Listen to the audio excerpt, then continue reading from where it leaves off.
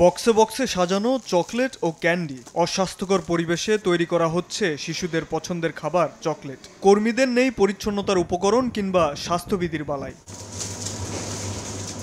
এমনই চিত্র রাজধানীর উত্তরখানের একটি চকলেট ফ্যাক্টরির। সেনাবাহিনীর অভিযানে মিলেছে মেয়াদ উত্তীর্ণ ও অনুমোদনহীন কাঁচামাল, যা দিয়ে চকলেট তৈরি করে পাঠানো হয় দেশের বিভিন্ন প্রান্তে।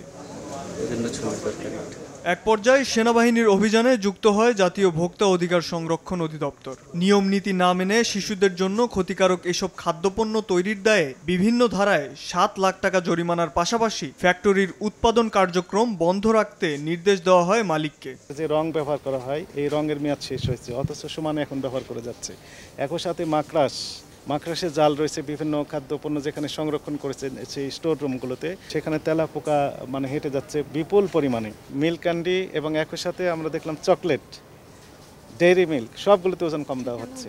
বিভিন্ন অনিয়মে এই প্রতিষ্ঠানটিকে ৭ লক্ষ টাকা জরিমানা আরোপ করা হয়েছে এবং একই সাথে পরবর্তী নির্দেশ না দেওয়া পর্যন্ত জনস্বার্থে এই প্রতিষ্ঠানটির সকল প্রকার কার্যক্রম সাময়িকভাবে বন্ধের আদেশ দেওয়া হয়েছে।